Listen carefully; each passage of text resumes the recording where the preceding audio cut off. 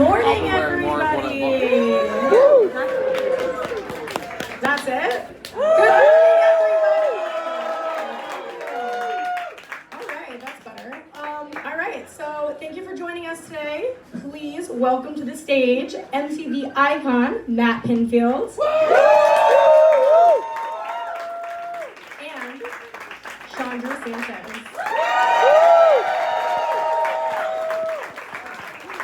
Hello, everybody. Great to see you this morning.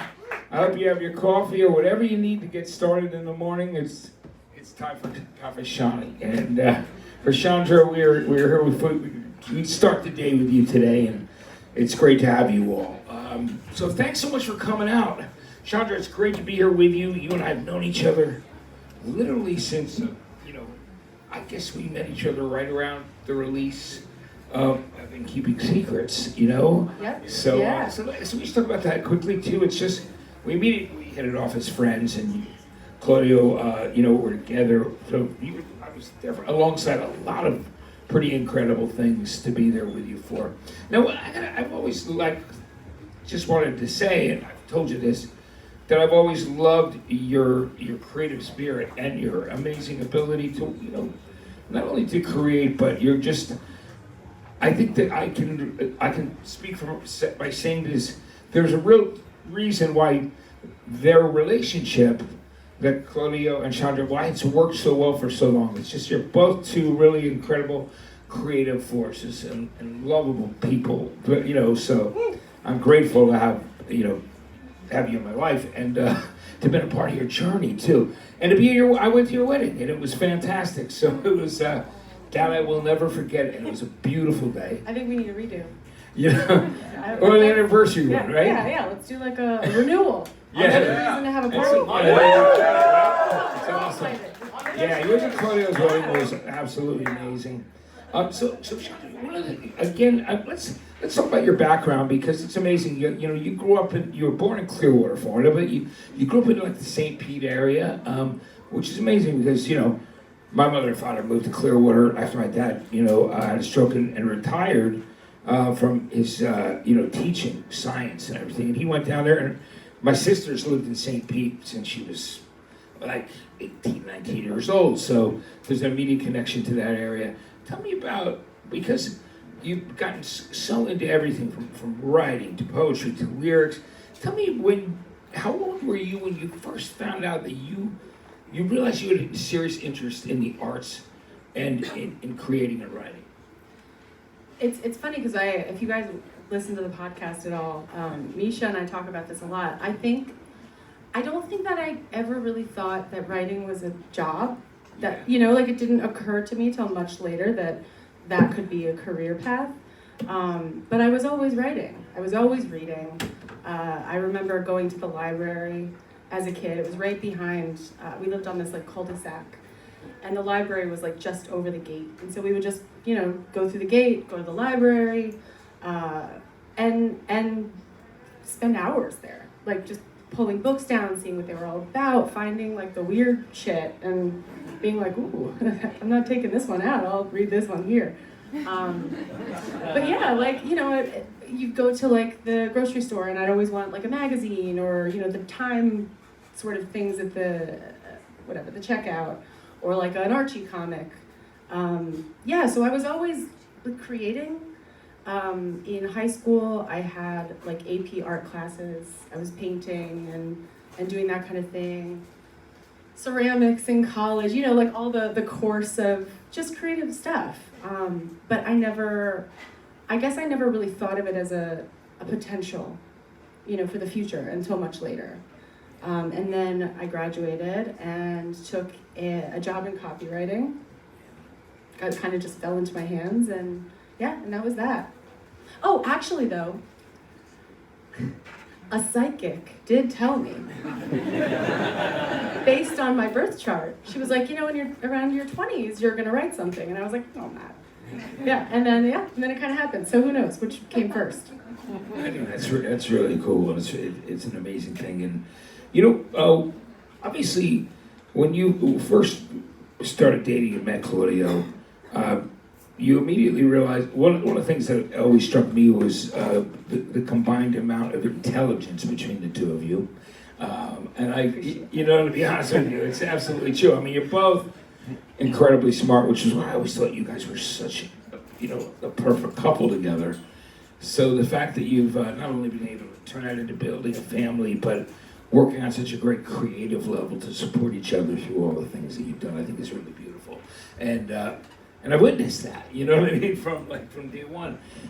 So talk to me about when you and Claudio first started dating, and you saw how creative not only what he was as a musician, but his songwriting and just all the different all the different levels of creativity. Tell me about those things that really struck you at first when you guys met. Yeah. I don't know that I would have maybe had the, not motivation, but had the courage to even attempt a creative lifestyle if I did not marry Claudio Sanchez.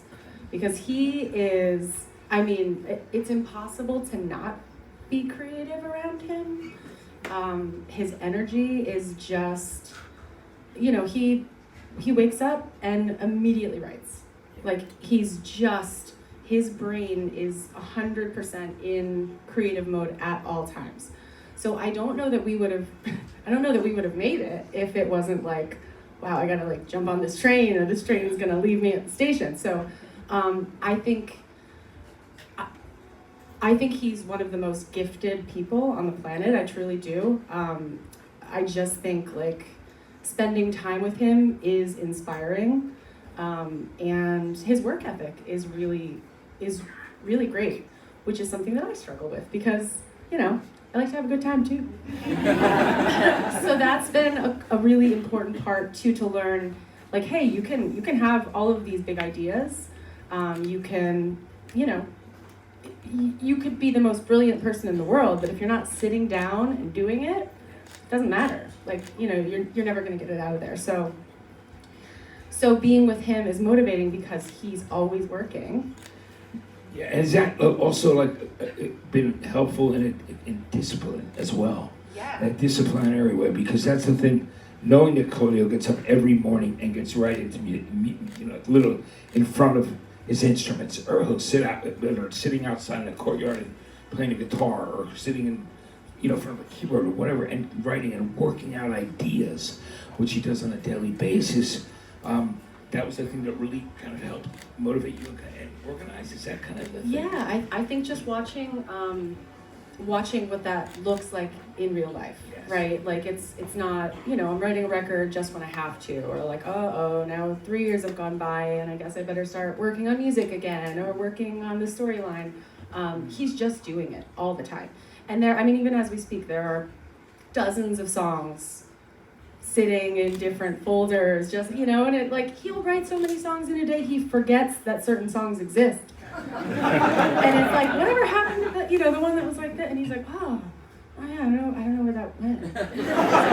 So it's but it's really cool, and I think working together has been so profound because there's not a start and a stop to the workday, yeah. For better or for worse. Yeah. There are days when I'm we have to, we're on vacation, yeah. Or we're at our child's play. But it makes it complicated because we love to work because it doesn't feel like work. Yeah. So that's been really, he's just a force. He's awesome. Yeah, he's one of the greatest as far as I'm concerned as well. And just to be in that orbit is a beautiful thing. I think, all the way around in both of your orbits. Talk to me about when you realized that you were going to become part of the creative process and you were motivated to work with each other. Let's talk about Key of Z. Let's talk about that, okay? Yeah, so Key of Z was really, I guess, maybe the second book that we worked on. Yeah, 2011. Mm-hmm, right? Yeah, so we started with we were let's try this. Let's see if we can work together and both of us stay alive. So we did one issue of a story, in this collected series called Pop Gun that Image used to put out. And that story was called Kill Audio, and we had so much fun doing it. I love the Kill Audio. Is it almost like Kill Audio? It's like it kind of there's so many. It's on the tied nose. in, which is great. But I also love the fact that it's interesting because drawing from, like New York City street stories and experiences. Listen, I remember early days of just walking around the village and just the streets. Go with Coheed, with Claudio, and with the guys in the band. We just, going around exploring New York City together. Yeah. And I think Key of Z is Key of Z is very much like a love letter to New York City. We were super inspired just living in New York. I think we'd newly moved there when we worked on that story, and we love the Warriors. That book was so much fun because it was really it was set in reality enough where the other stuff that we had done hadn't been. Kill Audio was so fantasy-based, and I hadn't worked on the Emery Wars yet then. But so Key of Z felt like it just was tangible. And so we could run around New York and check out places and look at settings, and it gave us an excuse to kind of be in the world, which is also really inspiring. I think just being a part of the world every day, leaving your house. I find everything inspiring. I do. I'm just this pattern on the floor. It doesn't take much. So living in New York is just overwhelm of inspiration all the time. So that's one of the things that's why you've enjoyed that creative process. Talk to me about also, songwriting and poetry and lyric writing stuff how you've used that as also another source of expression. So poetry I think has been really what I have written the most through my life. For better, good and bad, really bad. It was bad, it's really bad. But everybody, that's the great thing is the exercise of doing it because it's a creative outlet. And everybody, it was that famous Dave Grohl line about it's good to get in your garage and suck for a while and and then any creative, any artistic you have creative to be bad before you can be good. We were just talking, Claudia and I were just talking the other day. I was reading this article about how the brain works and how the hemispheres are doing different things, and you have to suck at it first. You have to put junk out because it's just output, and then the other side can fine tune it. And as somebody who really hates editing, I hate the editing process. I just find it so tedious, and I get angry. I'm I want to keep everything. It sucks when somebody's this is bad. You have to change this. That doesn't feel good as someone who wrote the bad thing. But you have to. That's part of the process, and that's really where the magic happens, in the less exciting things. Anyway, so I went back to see my mom, and she had all these old journals of mine that were filled with just child poetry, and I would cut out little scraps of paper and try to write poetry. Just with the words that I found in a magazine and stuff like that. I think poems are my favorite because you can write them so quickly. You can, and I don't say that to diminish at all the process or that, but it's I have 50 in my my notes app right now that are just boom, boom, boom. You can get it out and it, massage it a little bit later, but novels, big stories, those are things that take a lot of brain power. So there are more excuses to stop you from doing it. But with poetry, it's there's no excuse. You get it out. You're inspired, do it, it's done. So, and lyrics, I think, are poetry. So they're very aligned. And I think Claudio is one of my favorite lyricists. He doesn't think He's so. a great lyricist, man. Yeah, right? It's word choices, stage. things that are...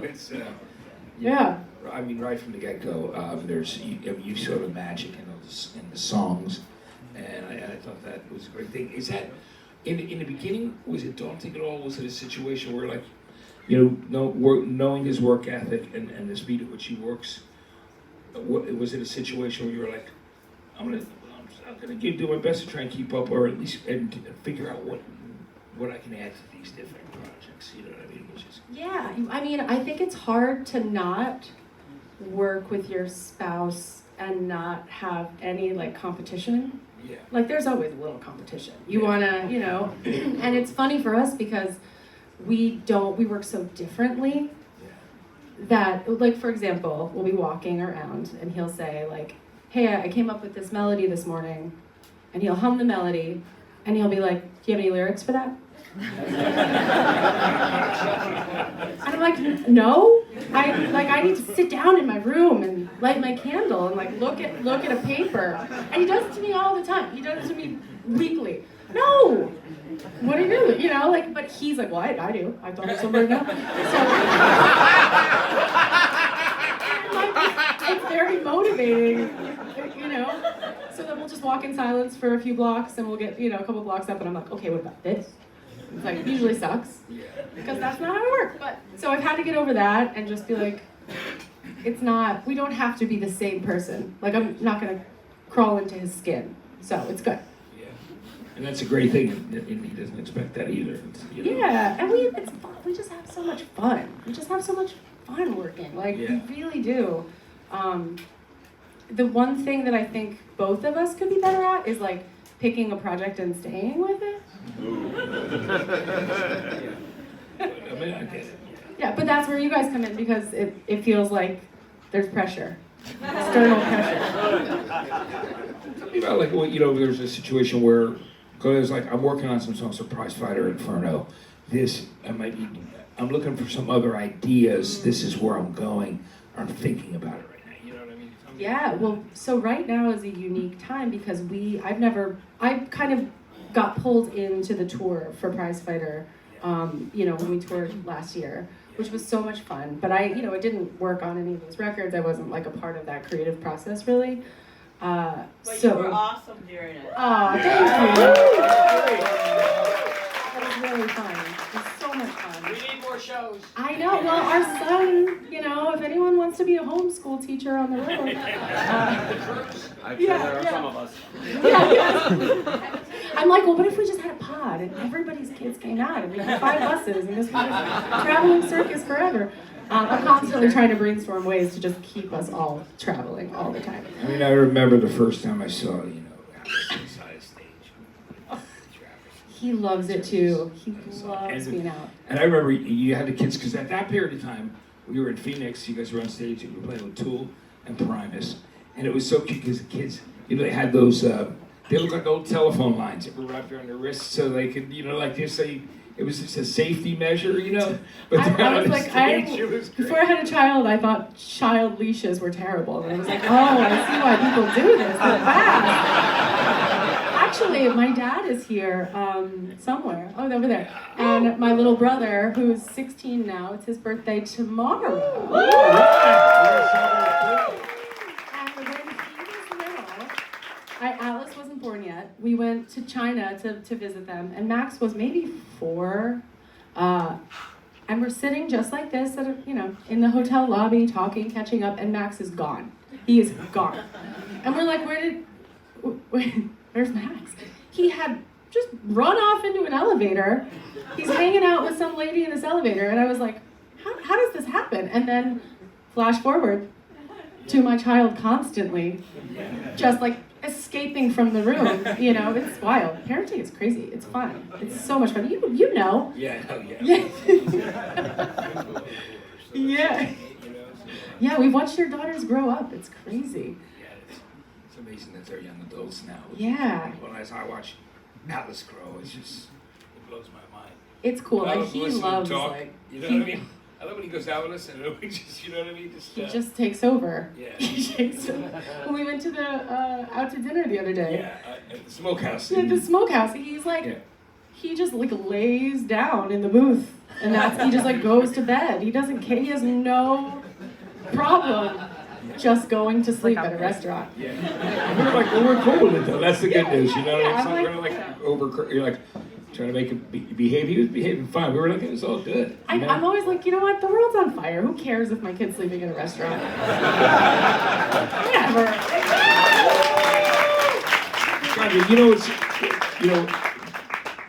The love between you and Claudio is something that I've witnessed everything from like the very early beginning, you know, and when when Claudia was working on the songs for Good Apollo 1, and you know, I remember we were together when the album was done. Of course, we were doing a playback in my office at Columbia Records. That was wild. And you, me, and Claudio and Travis, right? It was a four of Travis, us, right? I think. Yeah, it blends, right, a little bit. But it was you guys. It was great, but it was, I think, or maybe that day it was just. It might have just been the three of us. Yeah, yes. I remember laying on the couch and having my head there, and just like it was such a surreal moment. Because we've been through some shit. Yeah. But yeah, I remember just being like, holy moly, like, what a year.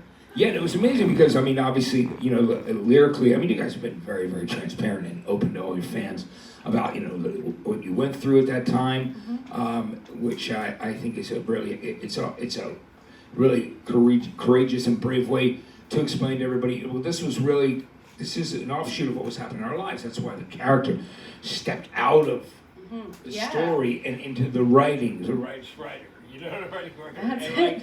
It was, as I watched Claudio complete those songs and write those songs and go through the demoing process and watching the band rehearse those songs, it was, just like, it was a very emotional ride for everyone that was involved. You know what I mean? I mean, literally. That remains one of my favorite records of all time. Mine it's too. Like, despite, the not so nice part. I think we were just talking about this the other day because it was the anniversary. And I think it's, we met when I was very young. Yes. And we just hit the part of our lives where I've been with Claudio longer than I was a person by myself, which is wild. So you're like, my whole growing up process has happened with him, and sort of like him being there to just be a solid presence, and just like love someone through every phase, which I think is, I think maybe that's why people relate to these records, because we do have like a lot of long-term relationships. Like I've watched so many of you guys grow up and have kids and get married to other fans, and like it's just like it's cool to be able to share the process, I think, and the reality of what loving somebody like for your whole life looks like. And it changes, it ebbs and flows, but at the end of the day, it's like that's your person, And I think that there's so many beautiful love songs that wouldn't exist without the bad ones. Yeah. That's just, that's part of it. It's part of life. Yeah, and working your way through those relationships. And it's like, all of that the growing experiences and growing pains, if you want to use that word, but it's all there, right? Yeah. You know what I mean? And it's part of that creative. And I think we both find each other so inspiring still, which is fascinating because, sometimes, and I see these boards sometimes, and they're like, Chandra ruined the band. Oh.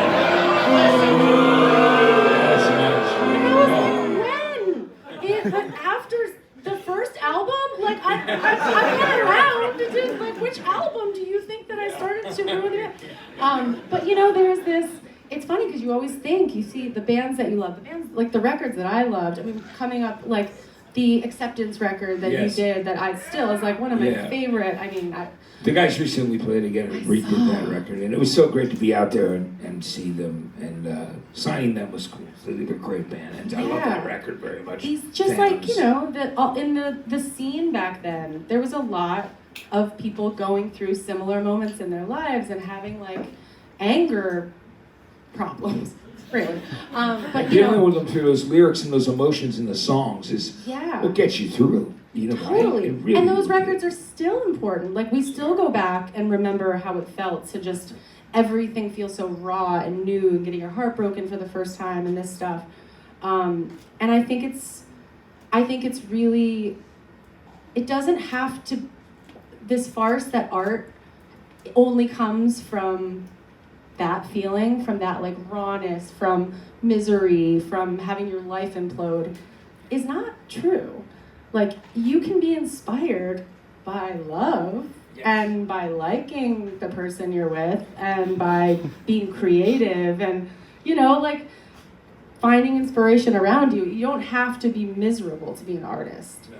And I think that's really unfair. It sets like a weird precedent for people to feel. I think it really fuels a lot of like addiction problems for people. And yeah, so I think that we should talk more about how positive can also feed art. Yes, in a big way. Yeah. It doesn't always have to be destructive, in that way, Totally, yeah. You watch these people like combust, and people are happy about it because they got a song they like. Yeah. You're like, no.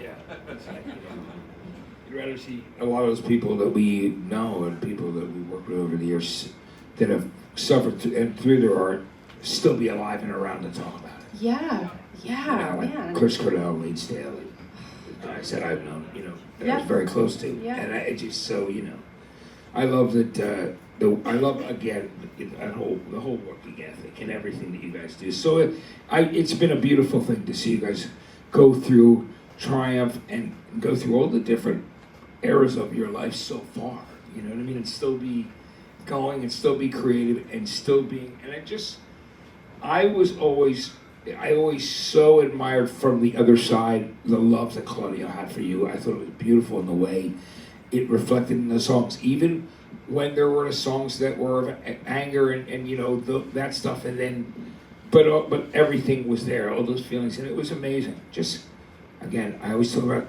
I will never forget us being on a tour bus in Europe and Claudio playing Wake Up for me and the rest of the band at the first time. Yeah. And I mean, me and Travis were in tears. I mean, I was so blown away by the song. I was like, literally, it brought us to tears. The song is just, it's so beautiful.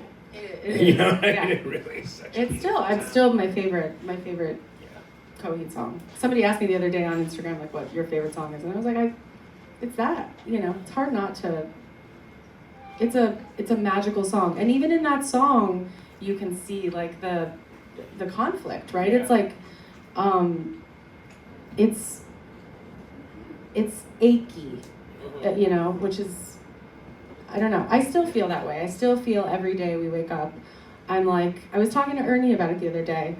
I'm like, I'm just waiting for something to happen, right? It's because you're like, how long can you sustain a really nice relationship? I'm like, I like you. Hey, let's hang out. And we spend a lot of fucking time together. Like, it's like when he's away, we're traveling every weekend. We want to be with Dad. We want to hang out. Blaze is like, you guys really like to be around each other. I'm like, yeah.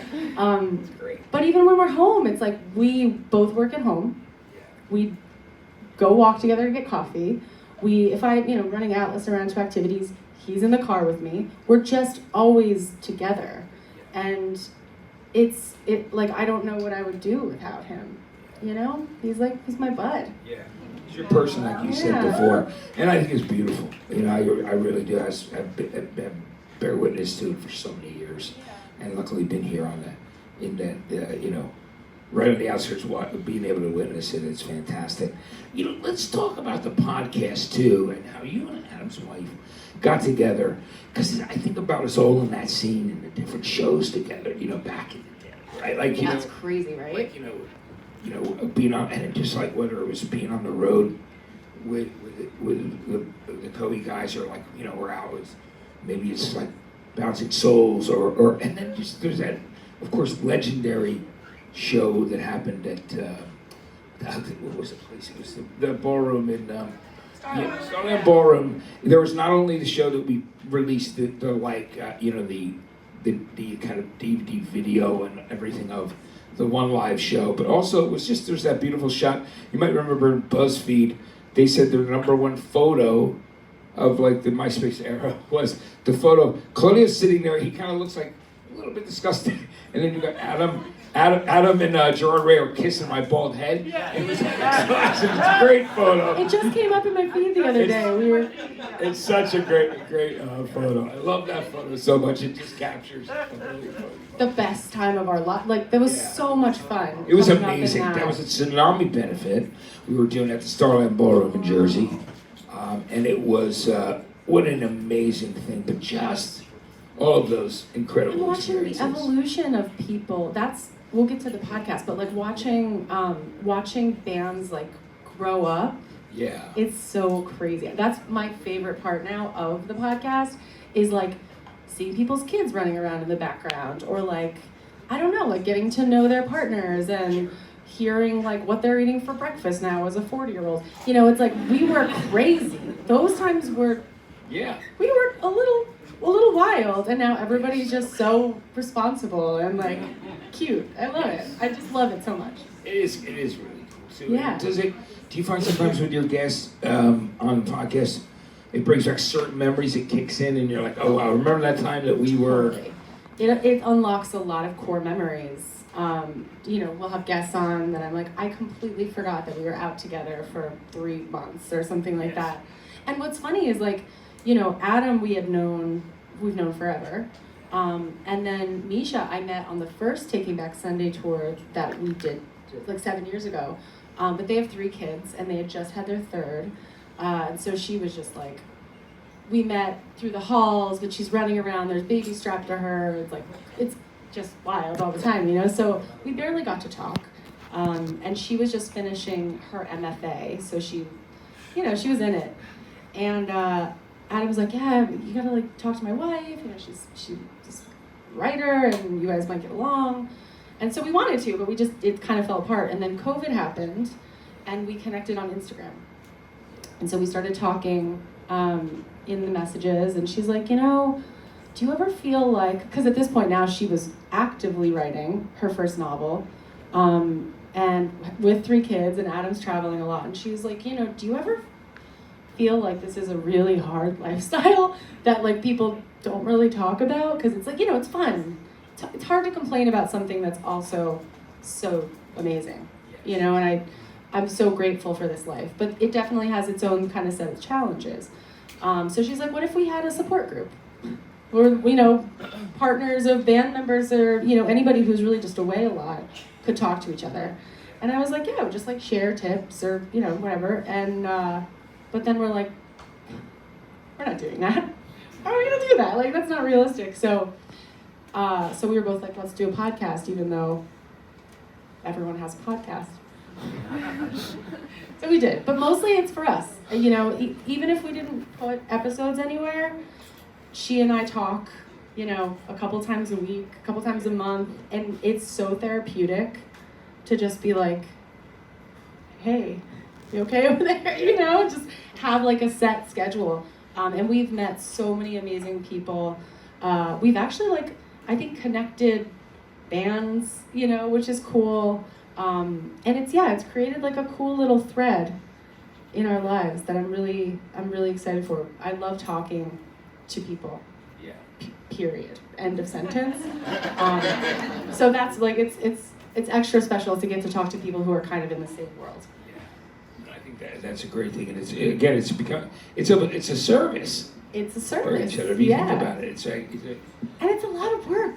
It's so much work. You guys, like, you know, look at you. It's a lot of work. Oh, yeah. Oh, yeah. Everyone, Blaze, I remember when I was like, I think I'm going to do a podcast. He was like, it is a lot of work. Like, you should know. It is a lot of work for very little payoff. And I was like, okay, well, maybe I'll get to produce. Well, you know, I had big dreams. And then I was like, no, I'm going to do it myself. So, you know, I learned how to do the editing. We learned how to get the sound better. I mean, it's been an evolution. But now I love it. I just love it. I love, like, every part of it. Got my little setup. We were talking about our setups earlier. Yeah. Matt has a traveling... that I usually take with me, which is, you've done it before on these cruises. And, you know, the internet is good, but sometimes it's not that great when you're trying to log into a radio station's mainframe and you're out on the sea. It can be daunting sometimes. But it's, you know, and so I can make sure all my radio shows, because I'm on 7 days a week, in Los Angeles, and then I'm syndicated around the country through that show, Flashback. I made sure that they were all done before I left. So like every moment until I left, I got on the plane to come west. I literally was making sure my radio shows were done for the entire cruise, so I could really just enjoy it and concentrate on the cruise. Because you don't know like how the service is gonna be. Oh yeah, that's it. Do you ever like have a bad recording? Well, you know it's wild. I logged into the frame when we were on another cruise that I had done, like before I had the stroke, and I'd been on a couple cruises, but one of them, and it was like you're getting into the system and you hear back you're logging in and you're pulling your music out and listening to it, and then cutting your breaks to all the music that you assemble. So it's a process, like, right? And it's difficult. It's like, because sometimes it works well, sometimes it doesn't. So I gotta be honest with you, the last cruise I did, I ended up doing the shows when we docked. Like, so like, instead of getting to go out, walk around, hang out with everybody, at that point, I'm sitting in my cabin. Like, I do my shows to catch them back for Los Angeles. So it's pretty, but you know, it's great though. It's fun. But having that, isn't it great? Once you learn how to do what you're talking about, like doing the editing, and then it becomes such a personal thing because, you know, it's a real form of expression and a way for people to connect with you. It becomes very important too, you know? Yeah, I think it's, it really is. And I find that people are really, like, a lot of the time our guests are really nervous. They're like, don't want to say something. And then it's like, oh shit, I've said too much. Because you are dealing with like some delicate material sometimes, which is hard. And people do overshare. Just kind of, you know, you get comfortable. Sometimes we'll have a couple glasses of wine if it's a late recording, and then people really share. Yeah. So we've had moments where they're like, hey, can you take out which is fine. Like, it's not a gotcha space, you know. I'm not trying to, like, this is here for people to, like, feel like they have a space that is loving, not but to safe be, like, as well. totally. Somewhere where they can be expressive, but Yeah. and that's super important. One time we had a New York Times writer on, Yeah. and we were on tour. So sometimes we're recording remotely a lot of the time, and our guests sometimes are on tour, so they're remote, and the Wi-Fi is a nightmare. Everything's just hard in those spaces. So I was on the road using the bus internet, which is trash always. So I'm like so panicked this whole time about how my Wi-Fi is doing, because we have this writer on and we rescheduled, and she's, you know, super busy, and she was like spilling some stuff, and she's like, you can leave that in there, and I was like, yes, I will. 2.5 hours long. Yeah. I forgot to hit record. I was so pissed. Because you can't recapture it. Like, it's over. You know, you're not. It's really hard to do, you know, and it's like, I understand that happen. Those things happen in technical issues. One time I was doing a launch of one of Jack White's solo albums at Third Man, like in his back studio thing. And it was also the same thing, the person forgot to turn on the audio. And I used it for my podcast as a separate interview. I had 2 interviews in a row, but for his thing, he was going to use my interview for like all of the European press. Like, just that was what he was going to send. So he sat on his couch and did this really cool, intense interview, and the person forgot to turn it on. But it was like, you know, but you know, these things, accidents happen because you cannot always depend on the technical situation. And believe me, I know, like, the worst. I remember having like Bruce Dickinson from Iron Maiden was like in like Belgrade or somewhere, like, you know, when he was coming up with a Mandrake project, and having him on our Access TV show, which was on Twitch for a while too, Power Hour, and it was, I remember, I mean, he was like it was like 7 time zones away. You know what I mean? It was, but anyway, you know, Chandra, I think that's a really cool thing. I mean, I think it helped, and I know that I'm sure a lot of people that are here who are such big fans of Coheed and your work and love the podcast understand that was a really important therapeutic thing. I mean, from a personal standpoint, I can tell you, like, I did a podcast, like a YouTube thing. They still exist out there, called In a Lonely Place, because I was by myself in my house, and named it after Smithereens and New Order song. They both have 2 different songs. And Humphrey Bogart. Little title. Yeah, and it's a Humphrey Bogart movie, In a Lonely Place. And I'm like, yeah, that does sound about as sad as it gets. But, you know, and then my friends who I remember, it was everybody, probably from Claudio to Youngblood back then, and like, you know, there were so many different people on it for a while. But it was such an important part of expression Yeah. during that. And I mean, if that, anything was a good effect, that was one of the things. Mm-hmm. Yeah, there are a lot of like aha moments that I think you have when your whole point is to talk. You know, I like Misha sometimes will be like, I don't know, we're just like talking a lot, and I'm like, well, but that's what it is. That's what we have. That's part of that. I think that's all a podcast is. Yeah. So we're allowed to do this, and it's great. We'll just sometimes it's like tangent after tangent after tangent, but I'll get a lot of really good ideas, or I'll be stuck on something, and it's like, it's almost like when you're taking a shower and you have like the best idea that you've ever had, or you solve a problem while you're driving, or just because your brain is occupied doing this thing. And I don't know, yeah, it is really, I feel like I learn a lot, and I'm really inspired by hearing about what people are doing, like their processes. We have a lot of writers on. We have Jeff from Thursday on talking about his book. Awesome. Yeah, and it's like, you're just like, you get like a really cool view into how people do creative things very differently. Yeah. So, yeah. I love that about it. I think it's great. Jeff's a great example too. I mean, I love Thursday. From, started around New Brunswick where I'm from. Like, so that's like East Brunswick, New Brunswick. Jersey boys. Jersey boys, we're all Jersey guys. So, and it was, so I look forward to the shows here too, which are going to be great. Oh, me too. Chandra, which is great, is like, you've always been open to different things. Like, talk to me about like when you clearly say, well, I'm going to do a video for Disappearing Act, right? Which is, I love that song, by the way. I've been to many, I love that record. But tell me about that, like when all of a sudden I'm going to do this, clearly had an idea that I'll do this part in a video, so it's another way to work together. Tell me about that. So the thing about Claudio is he will tell me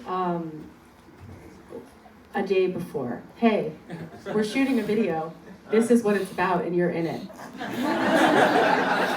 And I'm like, okay, I guess we'll figure that out when we get there. So I literally did not know about Disappearing Act until he was like, we're going to Nashville, and we're doing a music video. And I was, he knows that I'm on board. He knows I'm not going to be like, no, I'm not, I don't like this idea you have. Like, the Coheed stuff, I'm so adjacent to, but not like involved. I'm not like weighing in on on like a music treatment and a video treatment or anything like that.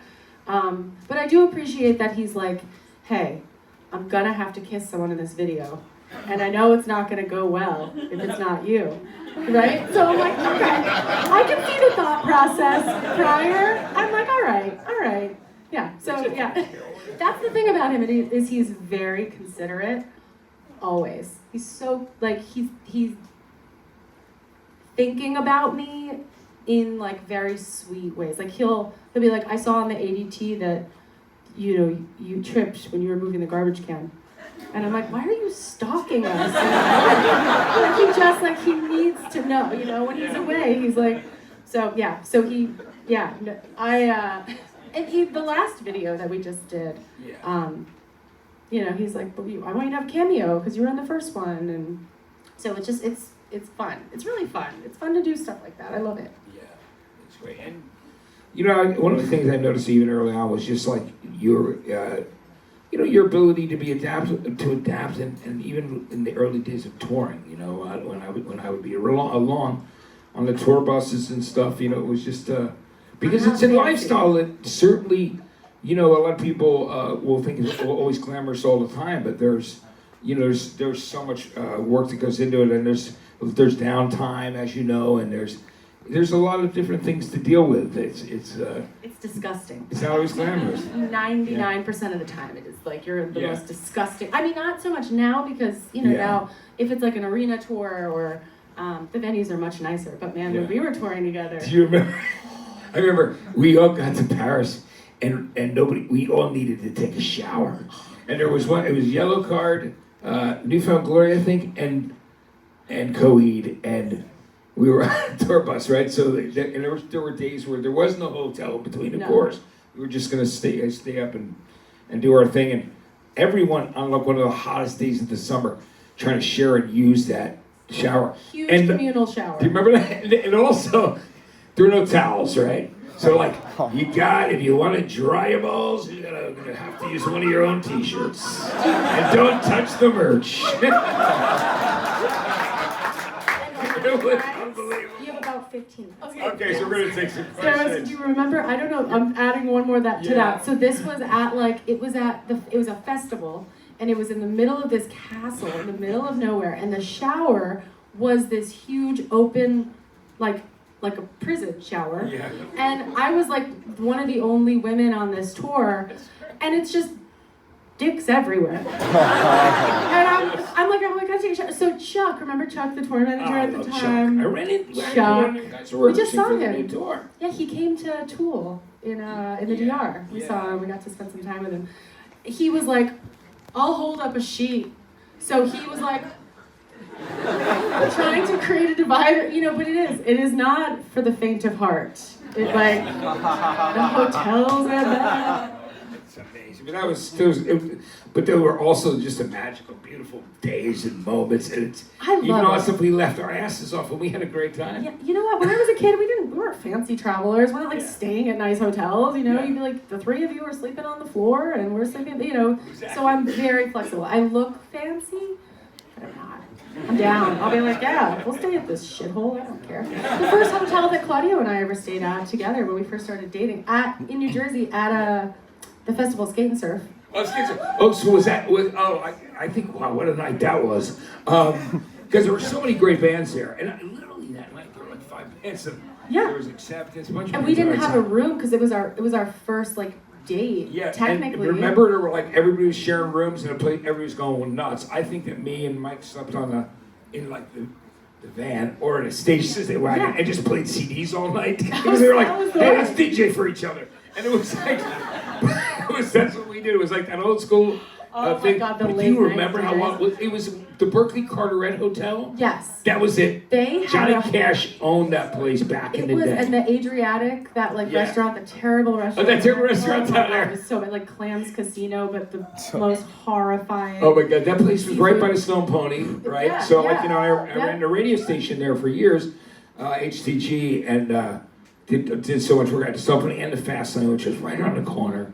But remember Skate and Surf, that was amazing. Yeah, and that hotel was okay. That one was all right. The band had rooms there. They said it was haunted, which is unreal. We're going to take some audience questions. At this point, we're going to start the Q&A. So if we have some questions, we're going to run the mic around to get some questions and answers. Yes. Okay, great. Tell us your name and where you're from. Hi, I'm Devin, originally from New York. Hi, Devin. Nice to meet you. It's nice to meet you too. So this year, Chandra, you guys released the ending of No World for Tomorrow and Vaxis 3. You had the almost insurmountable task of linking all of these stories together. So what is the process behind, unifying a 20-plus year narrative through a black hole? Spoiler alert, sorry. But can you just describe how that all came together? You see me I'm shaking. My PTSD is kicking in. It was, as you know, if you guys are familiar with the stories, it was a very big task. Only because I didn't work on a lot of the earlier books. So, and there's a lot of very specific moments that you're like, oh my God.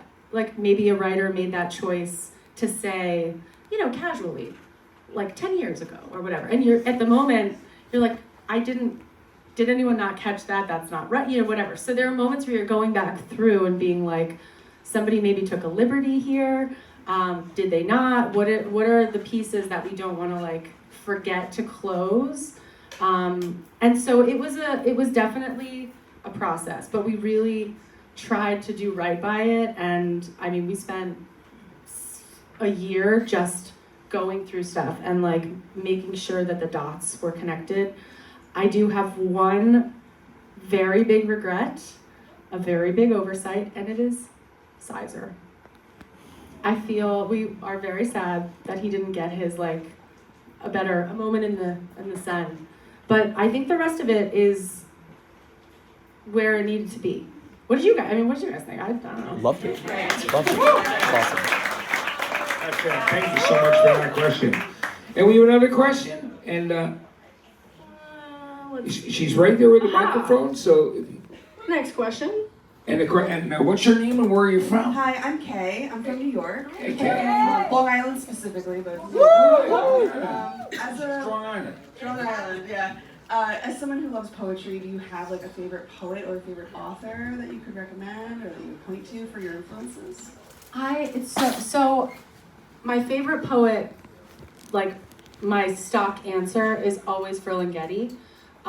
He was like my first, and like the first sort of dirty, like provocative, interesting, and his poetry is about New York. And I think maybe when I stumbled upon Coney Island of the Mind, I was maybe like 12 or something like that. And that's, I think, why I'm obsessed with New York too. I was just like, I want to live in this shit town he's talking about. It sounds amazing. So he's definitely up there.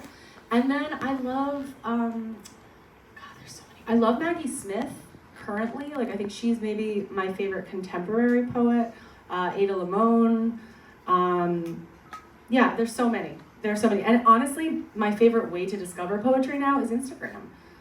Just following like different accounts. I follow a lot of grief poetry accounts, very specific niche thing, but that's like kind of my jam. And yeah, I don't know, there's just the internet has changed, I think, the way that we can find art, and it's so cool. I just love being able to sit down and be like, my mind is blown and it's 7 a.m. and I just opened my eyes and stumbled upon this thing that's changed my life. Awesome. All right, I'm gonna do these rapid fire because we have 8 minutes left, so. Hello, I'm Kimberly. Hi, Kimberly. I just wanted to ask, I love, of course, the Amory Wars and all of that story, but for me, the album, The Color Before the Sun, was so amazing because it was life. And you ever see yourself doing potentially another album where it's life, it's outside of the, space opera story, and it's, just bringing us again to like an update in the life, because that was a very special moment in y'all's lives. Yeah, I think that what we were kind of alluding to earlier is maybe that prize fighter will be a good outlet for that, and we are actively like writing, which is super exciting. I don't know. I think Claudio, I don't think he's opposed to it. I think that record is so fucking special. Yeah. We've just been listening to it a lot because, no spoilers, but we've been listening to a lot, and our son is like, you're playing Atlas. He's like, if you play Atlas on the next tour, I'm gonna freak out. So it's cool. It's cool now because he's old enough to be like, wow, my dad really loves me, and it's really cool. So yeah, I don't think that that's out of the equation for sure. I'm gonna see you in a couple months, girl. Iceland! We're going to Iceland. Yeah, we do, for the podcast, we also do like creative retreats. Yes. Kimberly came on our last one to Portugal, and she's coming to Iceland. Oh, that's too early. I know, I'm so excited. Awesome. Question in the back here. Yes. Hi, I'm Rose from Georgia. Hi, Rose. So motherhood is like a really big topic for me, and just thinking about like how do you blend motherhood with you individually as a creative? Like, how do you have time for both kind of enriching Atlas and enriching yourself? The short answer is I don't. And I don't think anybody with kids would argue with that. It's so hard to juggle. It's specifically being a writer is hard to juggle because you're so selfish with your time. It's like I'm not like working on a computer, like doing a spreadsheet where I can like stop for a minute and hey, you want a snack. It's like once your head is out of it, it's so hard to get back in. So I've kind of relinquished control and just said, you know what? I really love being a mom. Like being a mom is my favorite thing in the whole world. I want to spend every second I can with him while he still likes me, which is coming to an end. I can see it. Yeah, I can see it. I'm like, come on, no. It's so hard. Yeah, he's 11 and it's like, Yes. You got like maybe 2 more years. yeah, there are moments where he still he climbs in my bed. Aww. The other day he said, he was like, I just like watching you sleep. And my heart burst. Anyway, that is to say, I want to be able to be there with him through middle school, through high school. They need you more because they talk to you less. And so they're going through all of these internal struggles, and shit gets heavy, at this age. So so I'm like, you go to school in the morning, I have 6 hours, 5 hours, and that's my time. And that's it. It's like if I can try to slide it in there on a weekend or something, but I don't want someone else taking him to things and having those moments if I can do it. Yeah. So I'm like, yeah. And we have time for one last question. Yes, great. Oh, we got one up here. With the face. With the face. With the face, yes. You there. I see a lot of faces. I'm Jen, and this is Jeremy Gold from, he's my show husband. I saw him through the crack here, and I was like, is someone sitting on the floor for a second? It's Jeremy. It's just Jeremy. But we're from Pennsylvania, and I just want to say I've been following you for years, and I think you're such a style icon, at least for me. And I would like to know where you get your inspiration, or like what designers inspired you, or what's your process? 'Cause it's fabulous. I don't have a style. The thing is, like, I don't think I have style, but I also don't think I have a style. Maybe that's why it appears that I have style, because I literally am just like, I like that. I like that. They're completely unrelated. Like, I remember in high school, there, when everybody like kind of compartmentalizes themselves into like, there's the skaters, there's like the kids who wear polo or like whatever, yeah. And then there was, I feel like every day I looked like I could fit into a different category, because I just like, whatever I wake up, like this, it looks like a toddler dressed me today. I have that in green. I have it in green. But it's like, I don't know, I just picked up in like, it's the Adam Sandler style of dressing. Where you just like find what's close and then put it on. But I also think maybe tour did that, because you can't bring a lot of stuff on tour. My husband yells at me every tour, you need that much stuff, you need 10 pairs of shoes. Yeah, yes I do. Yeah. And then, but you also like, sometimes things aren't clean, so you have like 2 things left, and then the things you didn't, they're your least favorites.